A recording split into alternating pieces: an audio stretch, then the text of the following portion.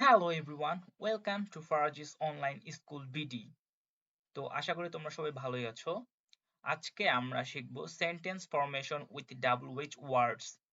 WH word গুলো ব্যবহার করে কিভাবে সেন্টেন্স তৈরি করতে হয়, কিভাবে ইন্টারোগেটিভ সেন্টেন্স তৈরি করতে হয় সেগুলো আজকে আমরা শিখব। খুবই সহজে WH সেন্টেন্স মেকিং আমরা শিখব। তো দেখো, WH সেন্টেন্স মেকিং শিখতে গেলে আমাদেরকে আগে WH ওয়ার্ড গুলো জানতে হবে। আমরা সবাই WH ওয়ার্ড গুলো জানি। WH ওয়ার্ড গুলো কি?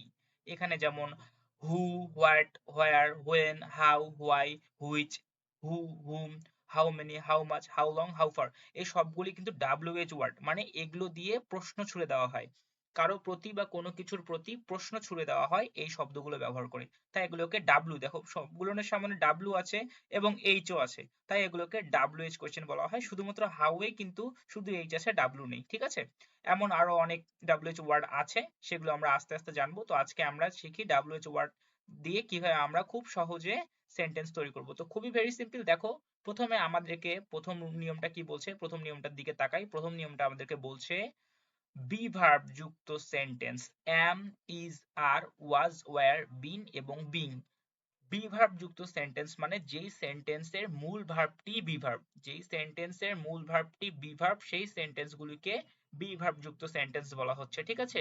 কারণ এখানে ভার্ব টু বি মূল ভার্ব হিসেবে কাজ করছে। যেমন এখানে দেখো এখানে যেমন একটি সেন্টেন্স দেওয়া আছে, he is a good boy, সে হয় একটি ভালো ছেলে। এই যে ইজ, এখানে ইজই কিন্তু মূল ভার্ব। এই মূল ভার্বটা কে আছে? ভার্ব টু বি আছে, তাই he is a good boy, এখানে মূল ভার্ব ইজ, মানে ভার্ব টু বি মূল ভার্ব হিসেবে বসেছে। এখন দেখো WH বানাবো কিভাবে এটাকে।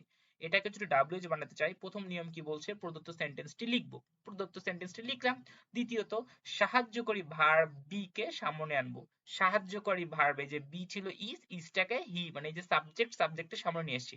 তুমি যদি সাবজেক্ট চিনতেও ভুল করো কোনো সমস্যা নেই, তুমি শুধুমাত্র সাহায্যকারী ভার্ব যে ইজটাকে মানে সাহায্যকারী ভার্ব হিসেবে এখানে যে মূল ভার্বটা আছে, এই মূল ভার্বটা এখানে সাহায্যকারী ভার্ব না, এখানে ইজই মূল ভার্ব। যেহেতু এখানে ইজ নিজেই মূল ভার্ব, তাই এই ইজ ভার্বটাকে সামনে টেনে আনবো, সামনে টেনে নিয়ে আসলাম। দেখো, he is a good boy, এখানে করলাম কি, ইজটাকে সামনে টেনে আনলাম। কার সামনে টেনে আনলাম? পুরো সেন্টেন্সটির সামনে টেনে নিয়ে আসলাম, ঠিক আছে? শুধুমাত্র হি এর সামনে, সাবজেক্টের সামনে না, পুরো সেন্টেন্সের সামনে টেনে নিয়ে আসলাম এবং এই যে একটি প্রশ্নবোধক বা প্রশ্নসূচক চিহ্ন বসিয়ে দিলাম, ঠিক আছে? এটার সাথে আমরা সবাই পরিচিত। এখন দেখো, 3 নম্বরে কাজ আমাদের শেষ হয়ে যাবে। সবার সামনে WH ওয়ার্ড যুক্ত করব। সবার সামনে কি যুক্ত করব? সবার সামনে WH ওয়ার্ড যুক্ত করব। WH ওয়ার্ডটা কি? এই দেখো, সবার সামনে কি যুক্ত করে দিলাম? এই যে হোয়াই। এখানে হোয়াই মানে কেন। কেন সে একজন গুড বয়, কেন সে একজন ভালো ছেলে। ভালো ছেলে হওয়ার পিছনে তো অনেক কারণ আছে। কি কারণ? কেন সে ভালো ছেলে। এই কেন প্রশ্নটা করার জন্য আমি এখানে হোয়াই বসাই দিলাম। হোয়াই বসাই দিলাম কার আগে? সবার সামনে। এই যে যতগুলা ছিল সবার সামনে হোয়াই বসাই দিলাম। তার মানে আমাদের এই 3টা নিয়ম কি বলছে একসাথে? প্রথমে প্রদত্ত সেন্টেন্সটি লিখবো, লিখলাম। দ্বিতীয়ত, ভার্বটিকে সামনে টেনে আনবো, এই যে ভার্বটিকে খুঁজে ধরে সামনে টেনে আনলাম। তৃতীয়ত, সবার সামনে মানে ভার্বটিরও সামনে, সবার সামনে WH প্রশ্ন বসাবো। তারপরে যে ভার্বটা যেটা আছে সেটা আছে, তারপরে he is a he a good boy, মানে প্রথমে কি করলাম, এই যে এই ধাপটা থেকে এই ধাপটায় আসলাম আর সবার সামনে শুধুমাত্র WH যুক্ত শব্দ যুক্ত করে দিলাম। একটা মানানসই WH শব্দ, যে কোনো শব্দ দিলে হবে না। How is he a good boy, কিভাবে সে একজন ভালো ছেলে। এটাও হয়, কিন্তু এখানে হোয়াইটাই বেশি প্রাসঙ্গিক, তাই হোয়াই দেওয়া হয়েছে। এখন দেখো, বি রুল 2 নাম্বার কি বলতেছে? বি গ্রুপ ভার্ব গুলো না থাকলে, যদি বি গ্রুপ ভার্ব গুলো না থাকে তাহলে কি করব? বি ভার্ব বিন সেন্টেন্সে ডু গ্রুপ এর ভার্বকে সাহায্যকারী ভার্ব হিসেবে আনবো। কি বলছে এখানে? দেখো, he is a good boy, এখানে যেমন এই যে ইজ ভার্ব টু বি এর, এই যে ভার্ব টু বি এর একটা অংশ হচ্ছে ইজ, এখানে কিন্তু ইজি মূল ভার্ব হিসেবে বসেছে, ভার্ব টু বি আছে। এখানে কিন্তু ভার্ব টু বি নেই, এখানে প্লে মূল ভার্ব, এখানে সরাসরি মূল ভার্ব আছে, এখানে ভার্ব টু বি নেই। এখানে ভার্ব টু বি, এই যে এগুলোকে ভার্ব টু বি বলা হয়, এই যে ভার্ব টু বি কিন্তু এখানে নেই। তুমি খেয়াল করতেছো, আই প্লে ফুটবল, এখানে কিন্তু ভার্ব টু বি নেই, এখানে প্লেই মূল ভার্ব। এই কারণে এই সমস্ত সেন্টেন্সে সাহায্যকারী ভার্ব হিসেবে ভার্ব টু ডু কে টেনে আনতে হবে। সাহায্যকারী ভার্ব হিসেবে ভার্ব টু ডু কে টেনে আনবো। কেন টেনে আনবো? ইন্টারোগেটিভ করার জন্য। এখনো কিন্তু WH করিনি, এই দেখো সেকেন্ড সেকেন্ড যে মানে সেকেন্ড ধাপ পর্যন্ত কিন্তু WH করা হয়নি। সেকেন্ড ধাপে সে শুধুমাত্র ইন্টারোগেটিভ সেন্টেন্স হয়েছে, বাট WH যুক্ত ইন্টারোগেটিভ সে হয়নি। এখানে ঠিক তাই, ডু ভার্বকে, এই যে verb to do, do group verb, এই যে ডু গ্রুপ ভার্ব গুলো কি আছে? ডু, ডাজ এবং ডিড। ডু গ্রুপ ভার্ব গুলো কি আছে? ডু গ্রুপ ভার্ব গুলো আছে ডু, ডাজ এবং ডিড। এই দেখো, do I play football, do I play football করলাম কি, এই যে এটা, একে তো এখন সামনে টেনে আনাটা কেমন বেখাপ্পা লাগে না? দেখো, আই প্লে ফুটবল, প্রথম নিয়ম অনুযায়ী play I football, play I football, এরকম সেন্টেন্স কোনোদিনও শুনেছো? আমি আমার জীবনে এরকম সেন্টেন্স কোনোদিনও শুনিনি যে প্লে আই ফুটবল, এমন ধরনের কোনো ইংলিশ আমি শুনিনি। ঠিক আছে, বলতে পারে যারা একদম মূর্খ তারা বলতে পারে। এই কারণে সাহায্যকারী ভার্ব হিসাবে ডু কে নিয়ে আসলাম। ডু কে নিয়ে এসে ডু আই প্লে ফুটবল, এই যে ডুটা সামনে চলে আসলো কার বদলে? ইজ এর বদলে। ঠিক আছে, আর প্লে প্লের জায়গায় আছে। আর সবার শেষে 3 নাম্বার যে আমরা যে শিখেছিলাম, সবার সামনে ডাব্লিউ যুক্ত করব। একটা ডাব্লিউ মানানসই ওয়ার্ড হোয়াই আনলাম, why do I play football করলাম কি, সবকিছুর সামনে হোয়াই লাগাই দিলাম।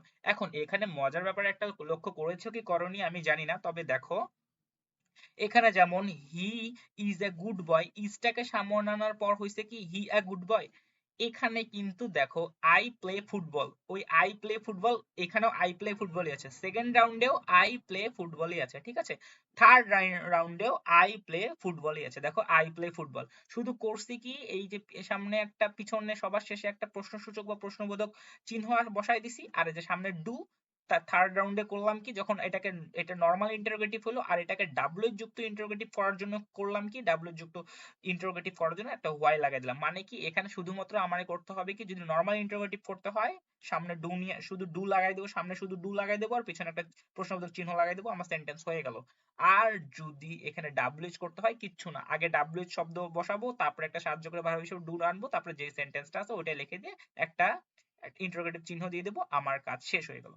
এখন দেখো 3 নাম্বারে, 3 নাম্বার কি বলতেছে, সাবজেক্টটা যদি থার্ড পারসন সিঙ্গুলার নাম্বার হয়, আবারও বলতেছি সাবজেক্টটা যদি থার্ড পারসন সিঙ্গুলার নাম্বার হয় তাহলে কি করব?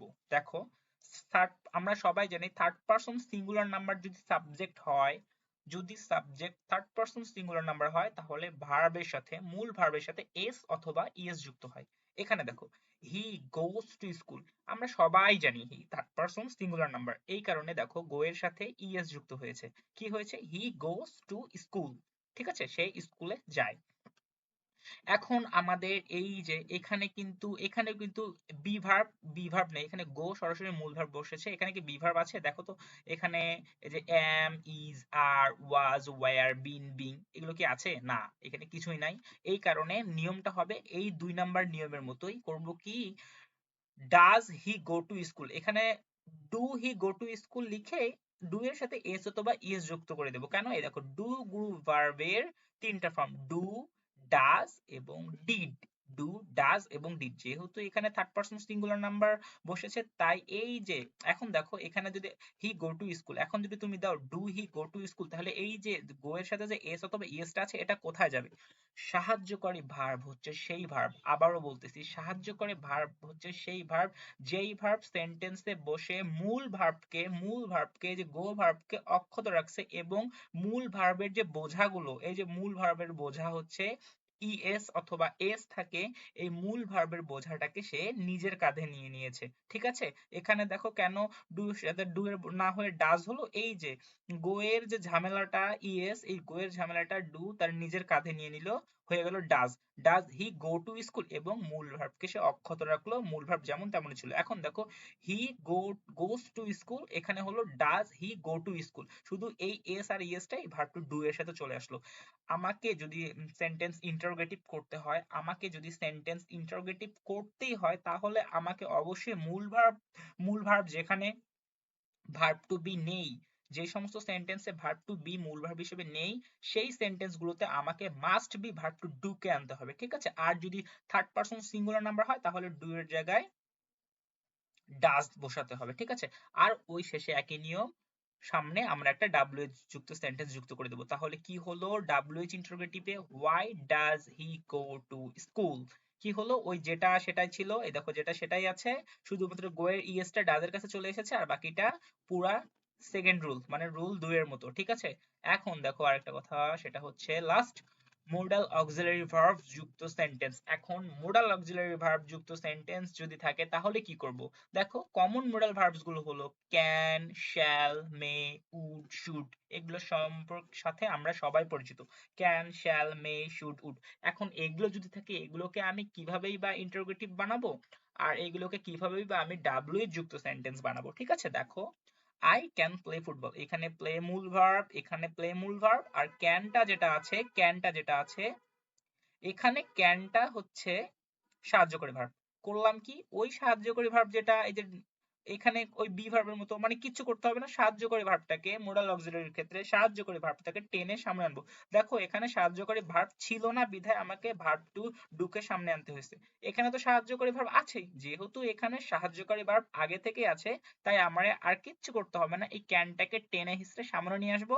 নিয়ে আসে ক্যান আই প্লে ফুটবল, বাকিটা যেমন ছিল তেমনই থাকবে। সরি, এখানে আমি একটা ভুল করছি, এখানে প্রশ্নবোধক একটা চিহ্ন হবে, আমি যেটা মানে টাইপিং মিস্টেক করছি আর কি, এখানে একটা প্রশ্নবোধক চিহ্ন তোমরা বসাই দিবা। ঠিক আছে, আর দেখো হোয়াট ক্যান আই প্লে, এখন করব কি, আমি কি খেলতে পারি। আই ক্যান প্লে, আমি খেলতে পারি। ক্যান আই প্লে, আমি কি খেলতে পারি, এটা ইন্টারোগেটিভ হয়ে গেল। ক্যান আই প্লে, আমি কি খেলতে পারি। আর শেষে হলো কি, হোয়াট ক্যান আই প্লে, আমি কি খেলতে পারি। এই যে একটা প্রাসঙ্গিক WH বাক্য আমি সামনে, সরি একটা প্রাসঙ্গিক WH শব্দ আমি সামনে বসাই দিলাম, কার আগে, ক্যানের আগে। ঠিক আছে, হোয়াট ক্যান আই প্লে, আমি কি খেলতে পারি, আর এই যে শেষে একটা প্রশ্নবোধক প্রশ্নসূচক চিহ্ন বসাই দিলাম। ঠিক আছে, হোয়াট ক্যান আই প্লে। এখন দেখো এই সবচেয়ে ঝামেলাকর বিষয়টি হচ্ছে মানে রুল নাম্বার 2 আর রুল নাম্বার 3। কেন রুল নাম্বার 2 আর রুল নাম্বার 3 ঝামেলাকর সেটা বুঝতে পারতেছো, কারণ এখানে সঠিক সাহায্যকারী ভার্বটা দেওয়া থাকে না, এবং এখানে ভার্ব টু বিও নেই যে বি কে সামনে নিয়ে আসবো, তাই এখানে ভার্ব টু ডু কে আনতে হয়। সো এই কারণে এটা একটু ঝামেলাকর। তো আশা করি তোমরা সবাই ভিডিওটি মনোযোগ সহকারে দেখেছো, এবং WH কোয়েশ্চেন কিভাবে বানাতে হয়, ইন্টারোগেটিভ কোয়েশ্চেন কিভাবে বানাতে হয় তা খুব সুন্দরভাবে শিখলে।